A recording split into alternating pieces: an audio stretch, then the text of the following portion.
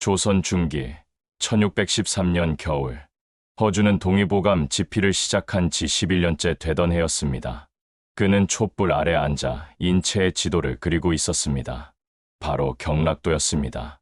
이 지도에는 인간의 몸속을 흐르는 보이지 않는 강이 그려져 있었습니다. 허준은 이것을 기의 통로, 경락이라 불렀습니다. 동의보감 내경편 경락편을 펼치면 가장 먼저 나오는 구절이 있습니다. 경락은 기혈이 운행하는 길이다. 이 길이 막히면 병이 생기고 이 길이 통하면 병이 낫는다. 허준에게 경락은 단순한 의학 이론이 아니라 생명 그 자체를 설명하는 핵심이었습니다.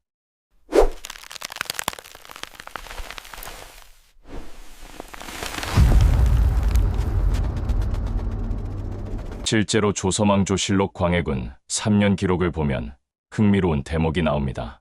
상감께서 팔이 저리고 손가락이 굽혀지지 않는다 하시자 내의 허준이 수태음 폐경에 막힘이라 진단하고 태연혈과 어제혈의 침을 놓았다.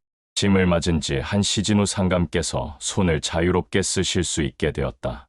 왕의 병을 경락 이론으로 치료한 실제 기록입니다. 그렇다면 경락이란 정확히 무엇일까요? 허준은 동의보감에서 이렇게 설명합니다. 사람의 몸에는 12개의 큰 강이 흐른다. 이를 12경맥이라 한다. 이 강들은 오장육부와 연결되어 있으며 기혈을 운반하여 온몸을 적신다. 현대의학으로 치면 혈관과 신경계통을 합친 것과 비슷하지만 단순히 물리적 구조만을 말하는 것이 아니라 생명에너지의 흐름까지 포함하는 개념입니다. 허준은 12경맥을 이렇게 구분했습니다.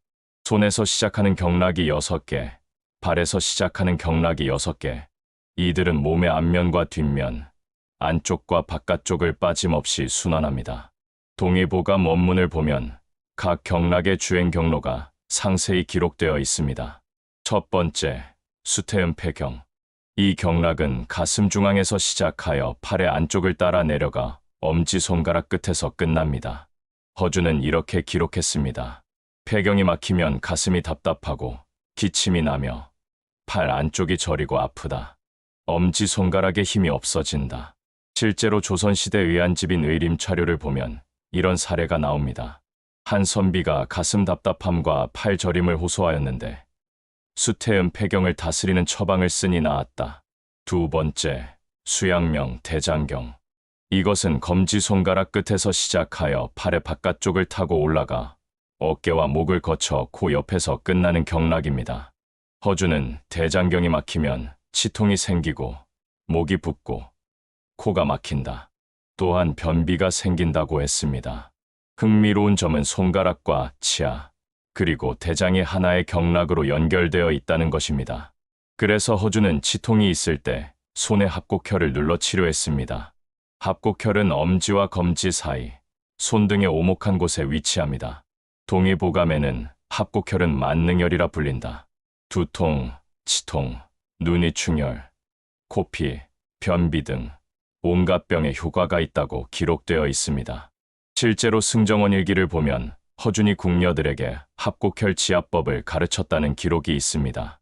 궁중 여인들이 생리통으로 고생할 때 합곡혈을 누르게 하니 통증이 가라앉았다는 내용입니다. 세 번째, 수소음 심경. 이 경락은 심장에서 시작하여 겨드랑이를 지나 팔 안쪽을 따라 내려가 새끼손가락 끝에서 끝납니다. 허준은 심경이 막히면 가슴이 두근거리고 불안하며 잠을 이루지 못한다.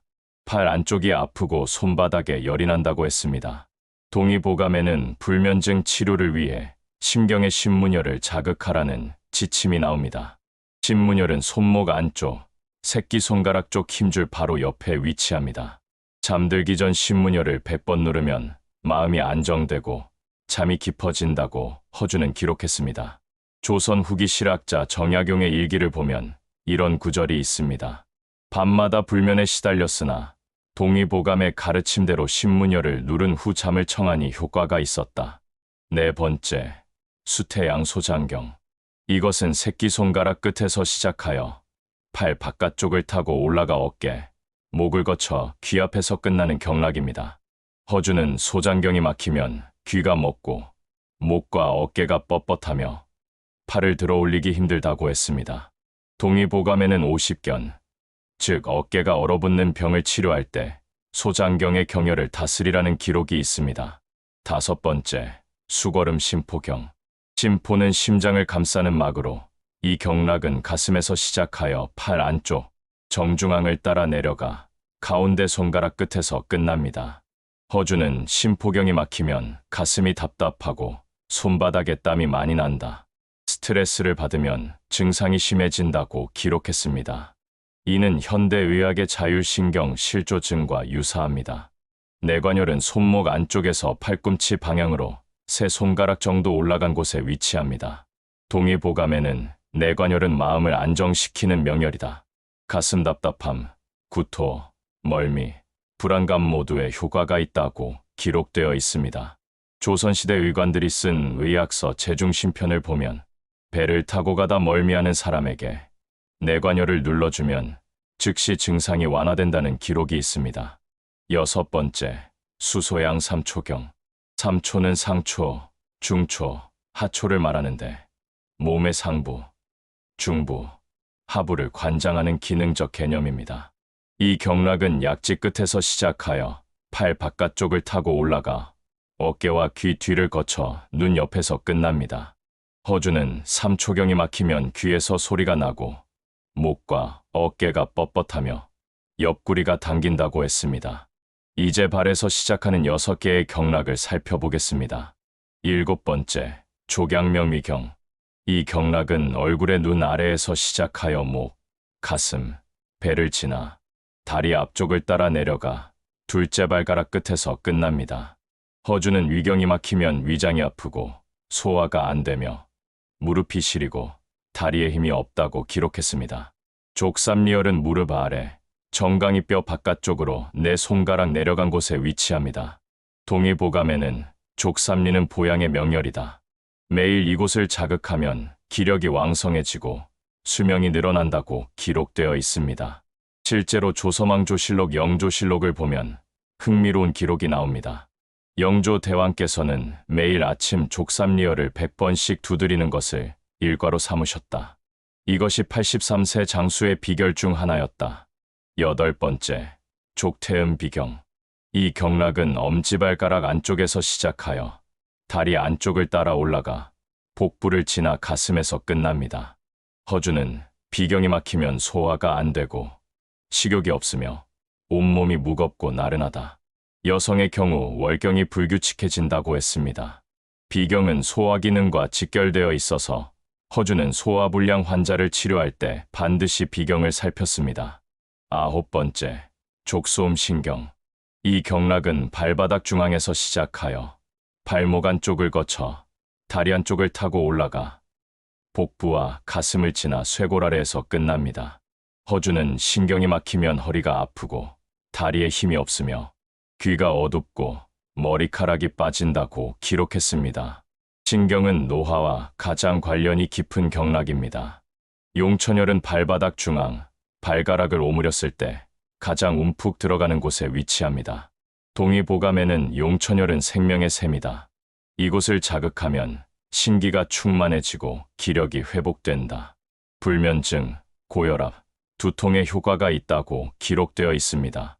허주는 특히 노인들에게 매일 저녁 자기 전 용천혈을 주물러 마사지하라고 권했습니다. 10번째, 족태양방광경. 이 경락은 인체에서 가장 긴 경락입니다. 눈 안쪽에서 시작하여 머리 정수리를 넘어 목 뒤, 등, 허리, 엉덩이, 다리 뒤쪽을 따라 내려가 새끼발가락 끝에서 끝납니다. 허주는 방광경이 막히면 두통이 생기고 목과 등이 뻣뻣하며 허리와 다리가 아프다고 했습니다.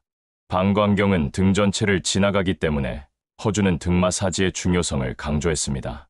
동의보감에는 부부가 서로 등을 주물러주면 백병이 예방된다는 구절이 있습니다. 실제로 조선시대 양반가의 생활을 기록한 쇠미록을 보면 저녁마다 아내가 나의 등을 주물러주니 하루의 피로가 풀린다는 내용이 나옵니다. 11번째, 족소양담경.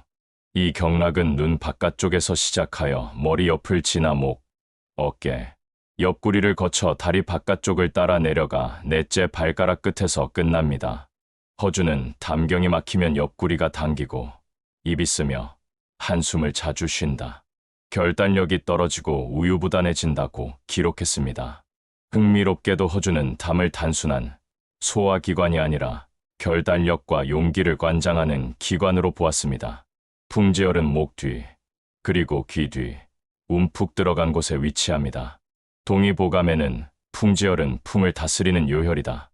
두통, 어지럼증, 감기 초기 증상의 측효가 있다고 기록되어 있습니다. 허준은 감기 기운이 있을 때 풍지열을 따뜻하게 해주면 병을 예방할 수 있다고 했습니다. 12번째, 족걸음 간경. 이 경락은 엄지발가락에서 시작하여 발등을 거쳐 다리 한쪽을 타고 올라가 생식기를 지나 복부 옆구리를 거쳐 갈비뼈 아래에서 끝납니다. 허준은 간경이 막히면 화가 잘 나고 가슴이 답답하며 눈이 충혈되고 생리불순이 생긴다고 했습니다. 간경은 감정 조절과 가장 밀접한 경락입니다. 태충혈은 엄지발가락과 둘째 발가락 사이, 발등에 움푹 들어간 곳에 위치합니다. 동의보감에는 태충혈은 간화를 내리는 명혈이다. 화병, 스트레스, 불면증, 고혈압에 효과가 있다고 기록되어 있습니다. 허준은 특히 화가 많은 사람에게 매일 태충혈을 자극하라고 권했습니다. 이렇게 12경맥은 온몸을 순환하며 기혈을 운반합니다. 허준은 동의보감에서 이들의 순환 시간까지 기록했습니다. 폐경은 인시, 새벽 3시부터 5시까지 가장 왕성하다. 대장경은 묘시, 새벽 5시부터 7시까지, 위경은 진시, 오전 7시부터 9시까지. 이렇게 각 경락마다 가장 활발한 시간이 있다는 것입니다. 이것을 좌우유주라고 합니다.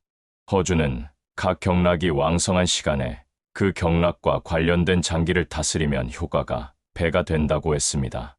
예를 들어 폐질환이 있는 사람은 새벽 3시부터 5시 사이에 심호흡 운동을 하면 좋고, 위장이 약한 사람은 오전 7시부터 9시 사이에 따뜻한 죽을 먹으면 좋다는 것입니다. 조서망조실록 선조실록을 보면 이런 기록이 있습니다.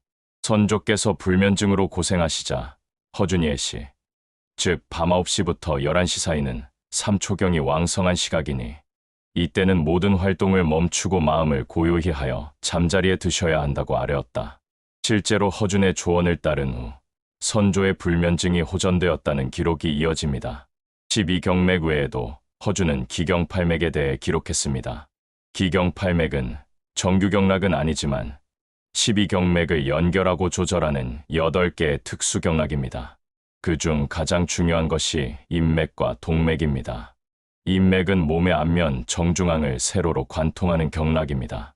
회음부에서 시작하여 복부와 가슴을 지나 입술 아래에서 끝납니다. 허준은 인맥은 음을 관장한다. 여성의 생리, 임신 출산이 모두 인맥과 관련되어 있다고 했습니다. 동의보감에는 불임 치료를 할 때 반드시 인맥을 다스리라는 지침이 나옵니다. 동맥은 몸의 뒷면, 정중앙을 세로로 관통합니다. 꼬리뼈에서 시작하여 척추를 따라 올라가 머리 정수리를 넘어 이마를 지나 윗입술에서 끝납니다. 허준은 동맥은 양을 관장한다. 동맥이 충만하면 기력이 왕성하고 동맥이 허하면 허리가 약해진다고 기록했습니다.